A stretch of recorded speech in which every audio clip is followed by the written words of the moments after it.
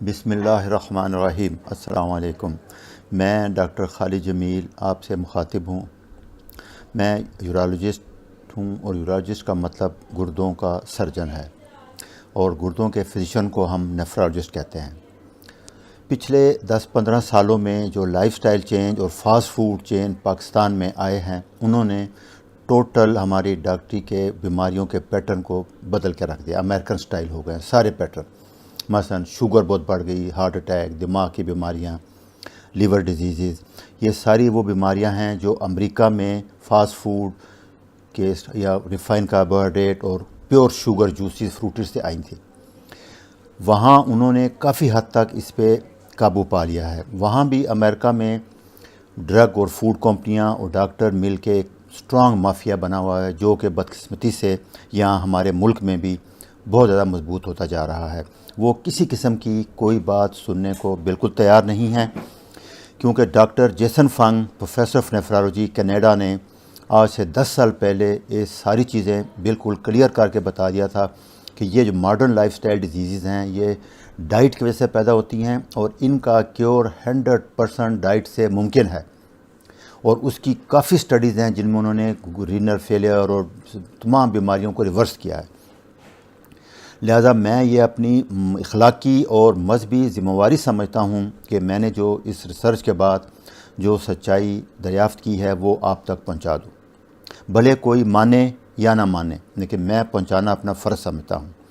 لہذا اسی سلسلے میں میں نے کوشش کی ہے کہ تمام 8-10 لیکچر میں یہ تمام ماڈرن لائف سٹائل بیماریاں جو کہ 100% لائف سٹائل چینجز سے کیوریبل ہیں، تو ہمارا سلوگن یہ ہے کہ do not treat the patient but teach the patient to healthy lifestyle. اس سلسلے میں نے کسی ڈرگ کمپنی، فوڈ کمپنی سے کوئی گرانٹ نہیں لی، میری کوئی کنسلٹ فیس نہیں ہے، میرا کوئی کمرشل ٹیسٹ نہیں ہے۔ میرا مقصد صرف آپ لوگوں کو ایجوکیٹ کرنا اور ہیلتھ سیف کے بارے میں ڈیٹیل، انشاءاللہ میں ایک چیز ڈیٹیل میں بتاؤں گا۔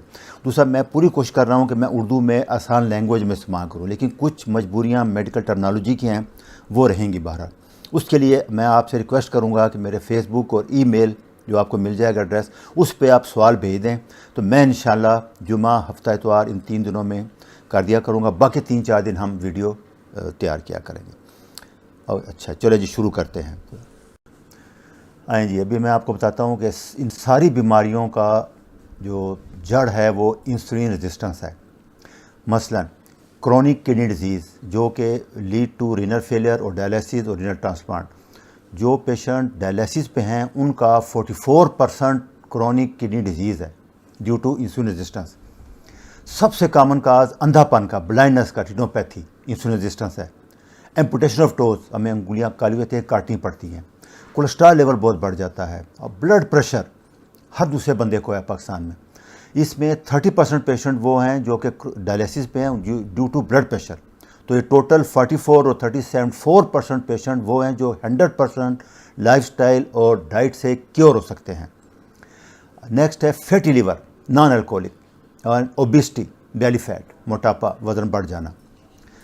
اچھا، ایتھروسکلیروسس جیسے ہارٹ اٹیک، سٹنٹ ڈالتے ہیں، بائی پاس سرجری، سٹروکس، یہ ساری بیماریاں انسولین ریزسٹنس کی وجہ سے ہیں۔